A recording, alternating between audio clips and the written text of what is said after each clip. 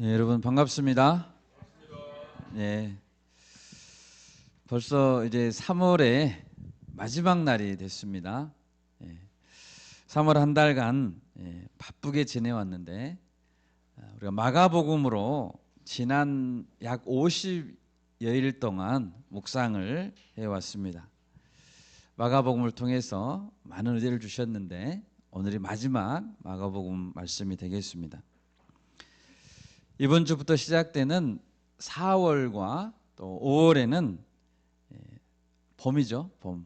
꽃이 이렇게 피어나듯이 우리 믿음의 기초도 잘 다져지고 꽃이 피는 것처럼 주님 안에서 기쁨이 피어나기를 바랍니다. 아멘. 요즘 국내 사정을 보면 총선 때문에 복잡한 것 같습니다. 총선 이후의 상황도 복잡할 것으로 예상되지만 우리가 주님 주시는 평안과 또 말씀 안에서 흔들림 없이 십자가의 길로 정주행합시다. 아멘. 오늘 말씀의 제목은 왜 믿지 않느냐 이렇게 바꿨습니다. 오늘 말씀에서 기록하고 있는 부활은 십자가 사건과 더불어서 우리가 믿는 신앙의 가장 핵심적인 사건입니다. 예수님의 부활은 우리에게 어떤 의미가 있고 왜 우리는 부활을 믿을 수 있는지 오늘 말씀을 통해서 새길 수 있기를 바랍니다. 첫 번째로 예수님은 약속대로 부활했습니다.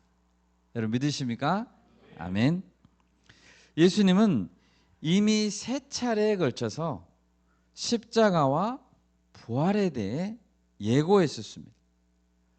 첫 번째 예고는 마가복음 8장 31절에 등장합니다.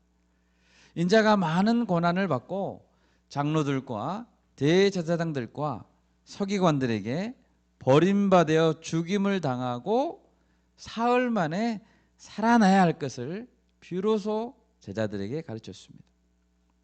그리고 예수님은 이제 생애의 마지막 일주일을 예루살렘에서 보내셨고 최선을 다해서 마지막까지 백성들을 가르쳤습니다.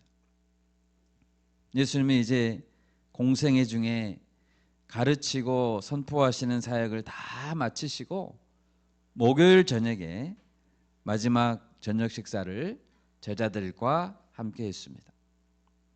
이 유월절 식사를 하실 때 떡을 떼어서 제자들에게 주시며 받으라 이것은 내 몸이라 하셨고 잔을 주시면서 이것은 많은 사람을 위하여 흘리는 나의 피 언약의 피다 라고 나누셨습니다.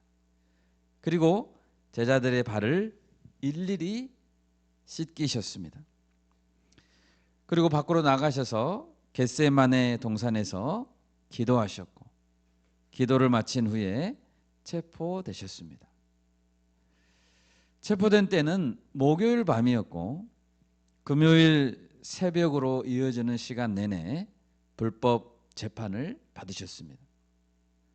금요일 오전 9시에 십자가에 못 박히셨고 오후 3시에 운명하셨습니다.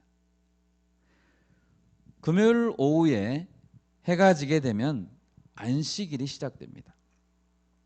그래서 얼른 시체를 내려서 장사를 지내고자 했습니다. 마가복음 15장 45절 이하에 보면 사망의 여부를 확인한 사람은 로마군 백부장이었습니다. 장사를 지낸 자는 아리마대 요셉이었고 시체를 돌 무덤에 안치하는 것을 마지막까지 지켜본 자들은 막달라 마리아와 요새의 어머니 마리아였다라고 기록하고 있습니다. 금요일 저녁부터 토요일 저녁까지는 안식일이었고 이제 안식 후 첫날 새벽이 됐습니다. 본문 1절과 2절을 보십시오. 안식일이 지남에 막달라 마리아와 야고보의 어머니 마리아와 또 살로메가 가서 예수께 바르기 위하여 향품을 사다 두었다가 안식 후 첫날 매우 일찍이 해 돋을 때 그 무덤으로 가며. 여인들은 미리 시체에 바를 향품을 사다 두었었고 시체의 몸에 향품을 바르기 위해 아침 일찍 무덤에 갔습니다. 그리고 무덤에 가면서 누가 우리를 위하여 무덤 문에서 돌을 굴려주리요. 돌이 굉장히 컸습니다. 이렇게 걱정했습니다. 애초에 부활에 대해서는 기대하는 마음이 조금도 없었기 때문에 여인들은 무덤에 도착한 후에 깜짝 놀랐습니다. 무덤 문을 가로막고 있던 큰 돌은 굴려져 있었고 무덤 안을 보니 흰 옷을 입은 한 청년이 우측에 앉아 있었습니다. 그 청년은 마태복음에 따르면 형상이 번개 같고 그 옷은 눈같이 희었다라고 기록되어 있습니다. 천사였죠. 그 천사는 여인들에게 무슨 말을 했습니까? 6절을 보십시오. 십자가에 못 박히신 예수는 살아나셨고 더 이상 무덤에 계시지 않는다라고 말했습니다. 예수님의 시체가 사라졌던 이유는 죽었던 예수님이 다시 살아나셨고 다른 곳으로 가셨기 때문입니다. 여러분, 예수님은 다시 살아나셨습니다. 아멘.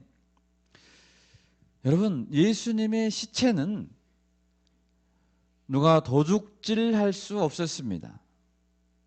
마태복음 27장 62절 이하에 보면 예수님이 돌아가신 다음 날 대제사장 바리새인들이 빌라도에게 찾아가 논의했습니다. 그들은 빌라도에게 말했습니다. 저 속이던 자가, 예수님을 가리키죠. 저 속이던 자가 살아있을 때에 말하되 내가 사흘 후에 다시 살아나리라 한 것을 우리가 기억하노니 그러므로 명령하여 그 무덤을 사흘까지 굳게 지키게 하소서. 그의 제자들이 와서 시체를 도둑질하여 가고 백성에게 말하되 그가 죽은 자 가운데서 살아났다 하면 후의 속임이 전보다 더 클까 하나이다.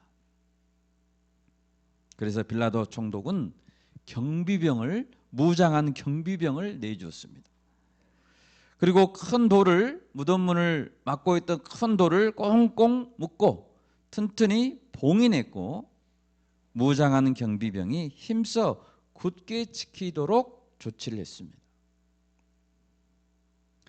마태복음 28장 4절에 보면 지키던 자들이, 경비병들이죠, 그를 무서워하여 떨며 죽은 사람과 같이 되었더라라고 기록하고 있습니다. 이를 볼 때 무장한 경비병은 최소한 2명 이상이었습니다. 마태복음 28장 11절에 보면 부활한 후에 경비병 중 몇 사람이 모든 된 일을 대제사장에게 알렸다고 했습니다. 장로들은 군인들에게 돈을 많이 주었고 제자들이 시체를 훔쳐갔다라고 거짓 소문을 퍼뜨리게 했습니다. 여러분, 잘 생각해 봅시다.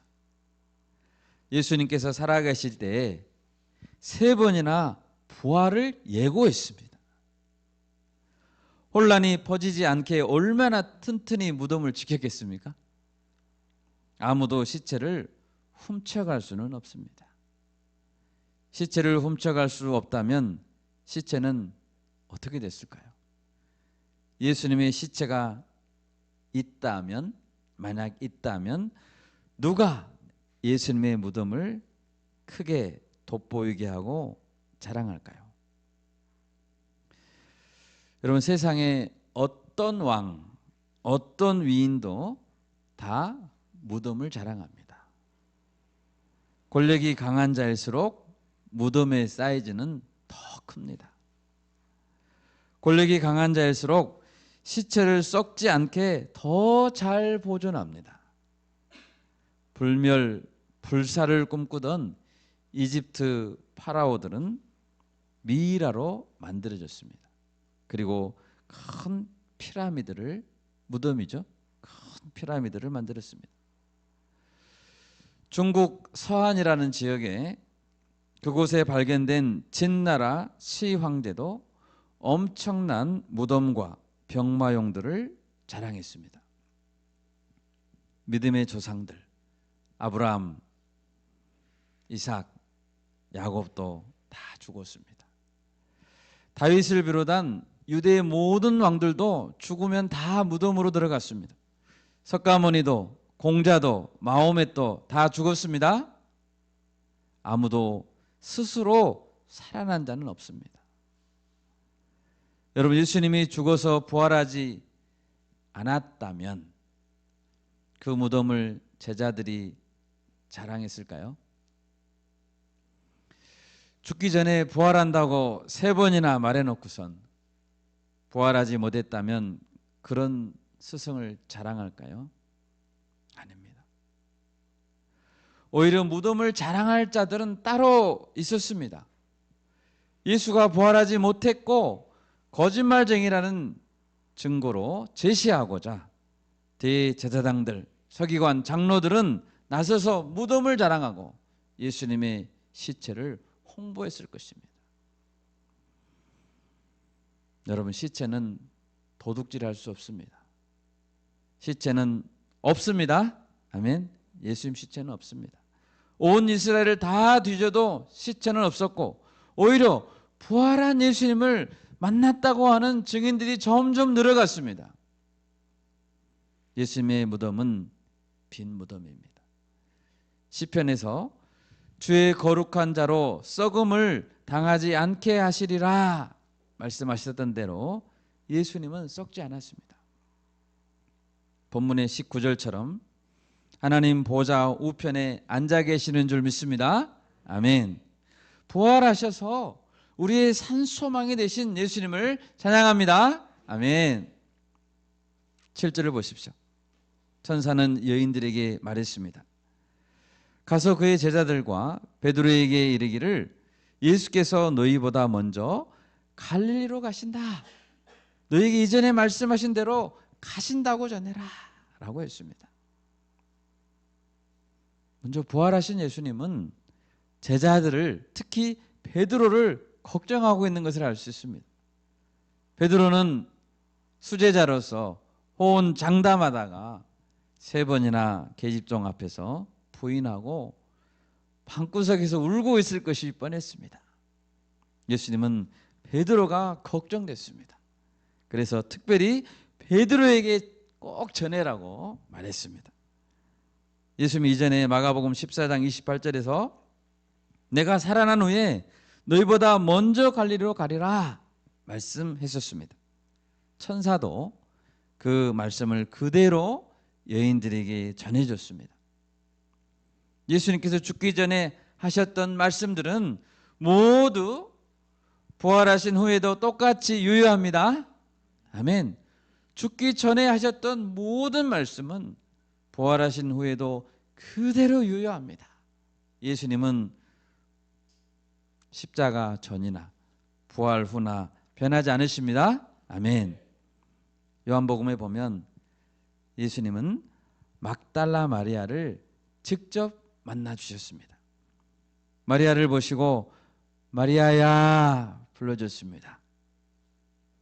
그리고 너는 내 형제들에게 가서 이르되 내가 내 아버지 곧 너희 아버지 내 하나님 곧 너희 하나님께로 올라간다 하라 라고 했습니다. 여러분, 예수님은 죽으심과 부활을 겪었지만 예수님의 기억과 예수님의 생각이 리셋되신 것이 아닙니다.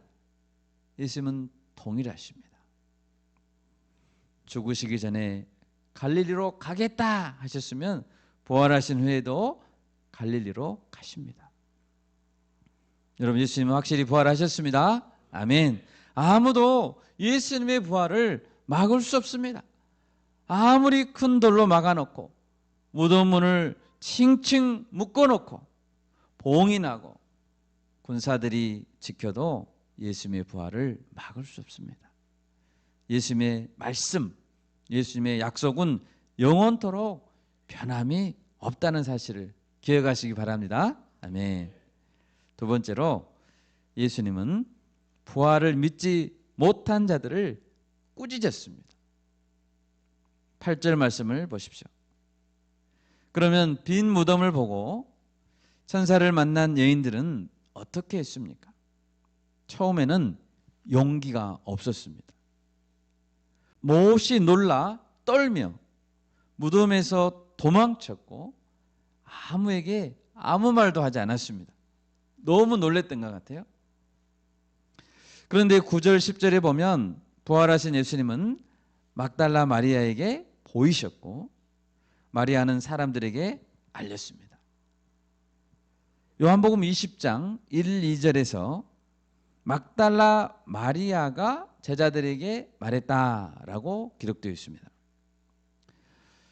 막달라 마리아가 여인들 중에 가장 먼저 가서 알렸고 나중에 다른 여자들이 합세해서 증언했을 것으로 보입니다. 어쨌든 부활의 첫 번째 증인들은 여인들이었고 그 중에 가장 대표적인 증인은 막달라 마리아입니다. 자매님들이 약하게 보여도 절대로 약하지 않은 것 같습니다.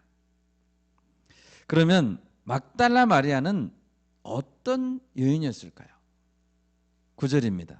그 여인은 전에 7 귀신을 쫓아내어 주신 여인이다 라고 기록합니다. 전에 7 귀신이 들렸었는데 많이도 들렸네요. 전에 7 귀신이 들렸는데 예수님께서 귀신들을 쫓아내 주신 여인이었습니다. 그러면 증언을 들은 사도들의 처음 반응은 어땠습니까?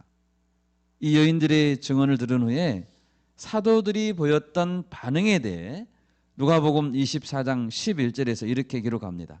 사도들은 그들의 말이 허탄한 듯이 들려 믿지 아니했다. 허탄한 듯이 들렸대요. 허탄한 듯이라는 것은 부질없는 소리다. 어처구니 없는 헛소리다라는 뜻입니다.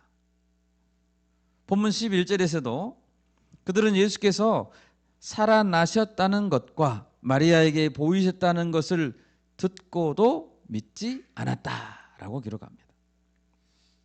사도들 생각에는 그동안 예수님을 너무나 여인들이 사랑해가지고 눈앞에서 십자가에 못 박혀 죽으신 모습을 보고 충격을 받은 나머지 단체로 헛것을 봤을 것이다 라고 생각한 것입니다.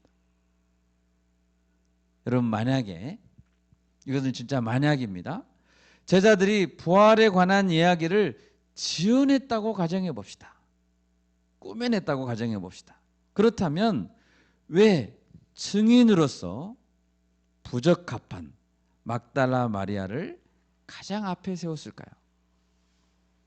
이야기를 좀 지어내더라도 사회적으로 믿을 수 있는 신뢰받는 사람들을 증인으로 세워야 되지 않을까요?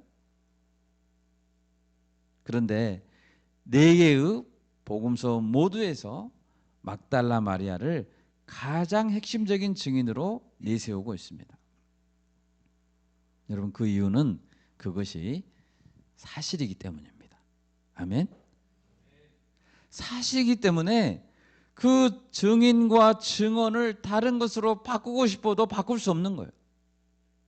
막달라 마리아를 좀 바꾸고 싶어요. 바꿀 수 없는 겁니다.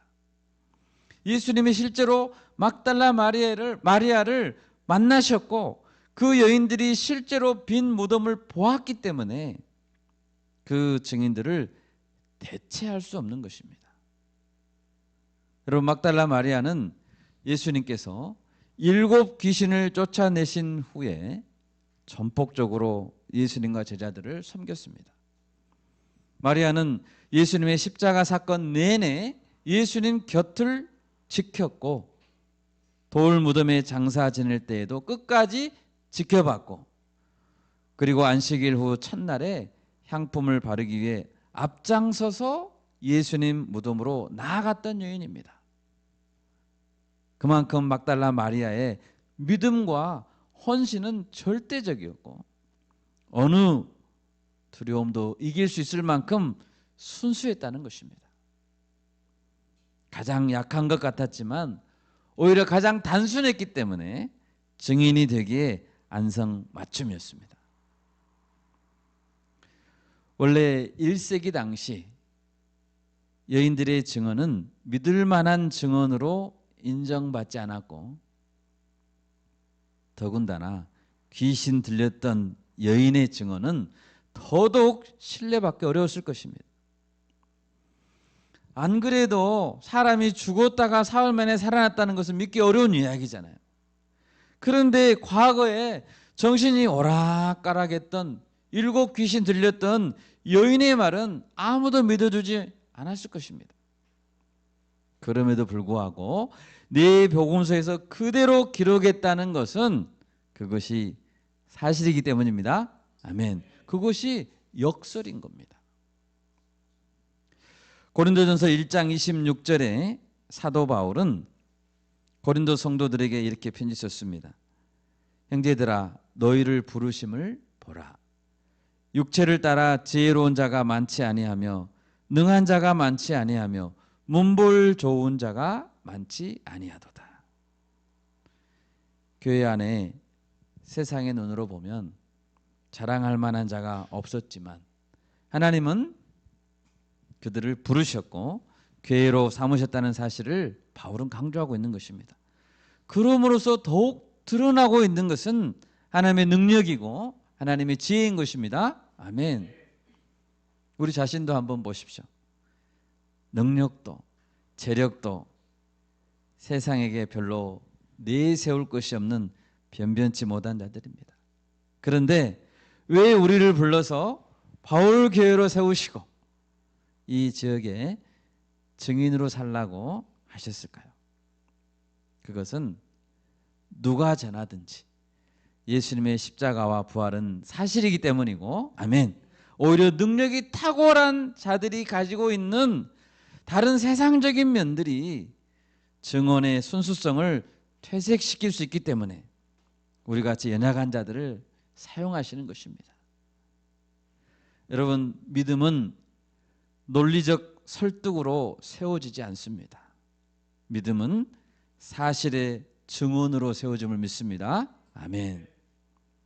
사도 바울은 고린도전서 15장에서 부활을 목격한 자들의 이름을 열거하고 있습니다. 우리 다 같이 고린도전서 15장을 찾아보겠습니다. 고린도전서 15장입니다. 4절에서 8절 말씀 같이 합독하겠습니다. 고린도전서 15장 4절에서 8절입니다.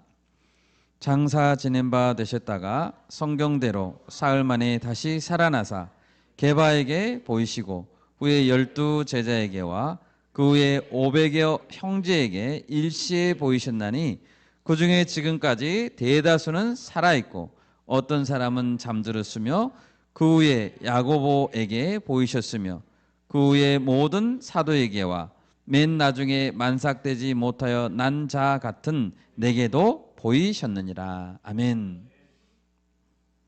이 고린도전서는 AD 50년대 초반에 기록되었다고 알려져 있습니다. 예수님께서 부활 승천하신 후에 약 20년 지났을 때이죠. 부활하신 예수님은 게바 곧 베드로에게 보이셨습니다. 그리고 12 제자에게 보이셨습니다. 그 후에는 500여 명의 형제에게 동시에 보였습니다. 동시에 부활하신 예수님을 만났습니다. 500여 명이. 그 중에 지금까지, 다시 말해서 고린도전서를 기록할 때까지 대다수는 살아있습니다. 500여 명의 형제들 중에서 대다수는 살아있다는 거예요. 이름을 대라면 될 수 있다는 거죠. 그리고 사도 바울 자신에게도 보이셨다는 것입니다. 여러분, 고린도 교회에 보낸 이 편지에는 수많은 실명들이 거론되고 있습니다. 고린도전서는 소설이 아닙니다. 고린도전서 16장 21절에서 바울은 이렇게 기록합니다.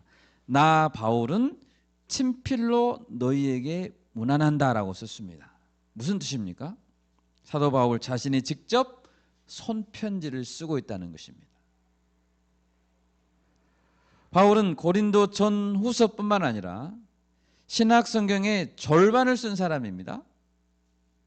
직접 쓰기도 하고 대필하기도 했습니다. 여러분, 이런 편지에 기록된 수많은 실명들이 만약 가짜라고 한다면, 아니 한 명이라도 가짜라고 한다면 이 편지들은 동시대 사람들에게 인정받을 수 없습니다. 더군다나 바울이 정말 사도가 맞냐 아니냐라는 논란이 계속 있어 왔습니다. 사도로서의 자격에 시비를 거는 사람들이 많은 상황에서 그가 기록한 서신에서 만약 한 군데라도 거짓이나 오류가 발견된다면 바울의 편지는 그 즉시 폐기 처분될 것입니다. 신약 성경도 아울러서 아예 존재할 수 없었을 것입니다. 여러분, 우리 손에 들려있는 이 성경, 나사렛 예수의 십자가 사건과 부활 사건은 부인할 수 없는 팩트입니다. 아멘. 믿으시기 바랍니다. 여러분, 초대교회에서 스데반 집사님이 순교했습니다. 제자 중에서 야고보 사도가 가장 먼저 순교했습니다. 베드로를 비롯한 나머지 사도 전체도, 바울도 예수님의 십자가와 부활의 복음을 증거하다가 순교했습니다. 예수님의 친형제도 순교했습니다. 로마 제국 안에서 기독교가 공인될 때까지 적게는 수천 명에서 수만 명이, 그리고 복음을 지켜 나아가다가 죽어간 수많은 사람들이 순교했습니다. 만약 부활이 없었다면 왜 부활을 증거하다가 죽었을까요? 세상에 자기가 쓴 거짓말을 지키려다가 죽는 사람들이 어디 있겠습니까? 여러분, 한두 명이 아닙니다. 여러분, 부활은 역사적인 사건이고 역사적인 사실임을 믿습니다. 아멘. 12절 말씀을 보십시오. 제자들 중에 두 사람이 걸어서 시골로 갈 때 예수님께서 다른 모양으로 나타나셨고 그 두 사람이 남은 제자들에게 가서 증언해도 13절 역시 믿지 않았습니다. 14절 그래서 예수님은 11제자가 모여 음식을 먹을 때 나타나서 그들의 믿음이 없는 것과 마음이 완악한 것을 꾸짖었다고 했습니다. 여러분, 부활을 믿지 않는 것은 용서받을 수 없는 죄입니다. 아멘. 믿지 않는 것은 죄입니다. 우리 고린도전서 15장 한 군데를 다시 한번 읽겠습니다. 고린도전서 15장 12절에서 17절까지, 좀 길지만 우리 합독 한번 하겠습니다. 12절에서 17절입니다. 그리스도께서 죽은 자 가운데서 다시 살아나셨다 전파되었거늘 너희 중에서 어떤 사람들은 어찌하여 죽은 자 가운데서 부활이 없다 하느냐. 만일 죽은 자의 부활이 없으면 그리스도도 다시 살아나지 못하셨으리라. 그리스도께서 만일 다시 살아나지 못하셨으면 우리가 전파하는 것도 헛것이요 또 너희 믿음도 헛것이며 또 우리가 하나님의 거짓 증인으로 발견되리니 우리가 하나님이 그리스도를 다시 살리셨다고 증언하였습니다. 만일 죽은 자가 다시 살아나는 일이 없으면 하나님이 그리스도를 다시 살리지 아니하셨으리다. 만일 죽은 자가 다시 살아난 일이 없으면 그리스도도 다시 살아나신 일이 없었을 터이요 그리스도께서 다시 살아나신 일이 없으면 너희의 믿음도 헛되고 너희가 여전히 죄 가운데 있을 것이요. 아멘. 여러분, 부활을 믿지 않는 것은 심각한 죄입니다. 부활이 없다면 우리의 믿음은 헛되고 우리는 여전히 죄 가운데 있을 것입니다. 오해하지 마십시오. 우리의 믿음이 헛되지 않아야 하기 때문에 부활이 꼭 있어야 되는 게 아닙니다. 부활이 사실이기 때문에 우리의 믿음이 헛되지 않다는 것입니다.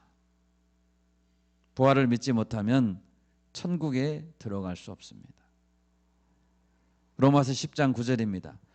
네가 만일 네 입으로 예수를 주로 시인하며 또 하나님께서 그를 죽은 자 가운데서 살리신 것을 내 마음에 믿으면 구원을 받으리라. 아멘.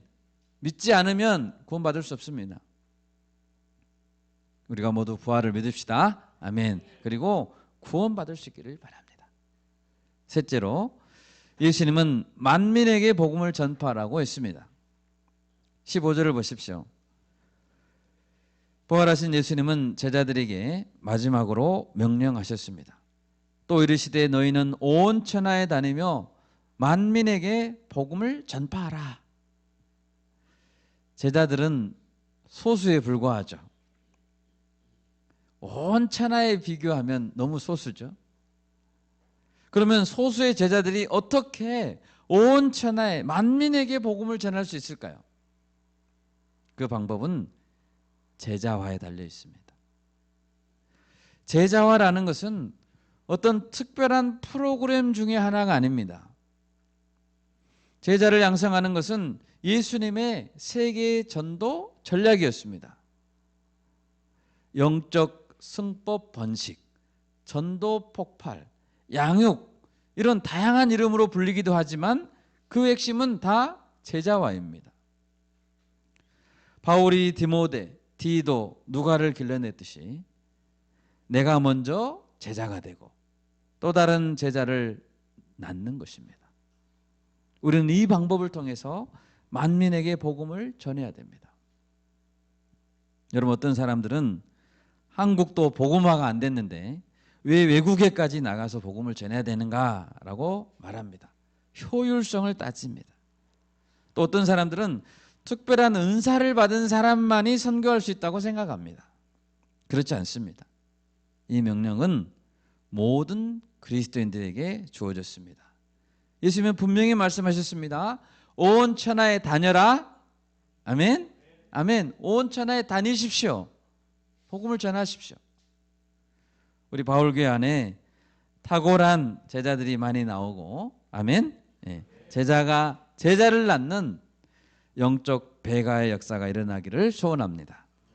한 사람이, 청년 한 사람이 한 캠퍼스를 책임집시다. 아멘.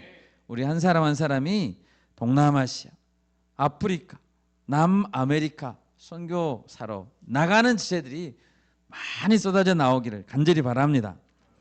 흩어진 선교사님을 위해서 오늘 대표 기도하신 자매님도 이름을 막 불렀죠. 이름을 불러주는 거 너무 좋습니다. 선교사님을 위해서 끊임없이 기도하고 관심으로 동참해야 하겠습니다. 이제 말씀을 맺고자 합니다. 여러분, 예수님은 확실히 부활하셨습니다. 아멘. 그리고 예수님은 막달라 마리아, 연약한 그 여인을 첫 번째 부활의 증인으로 세웠습니다. 여러분, 연약하십니까? 내가 연약하다고 생각하십니까? 축하드립니다.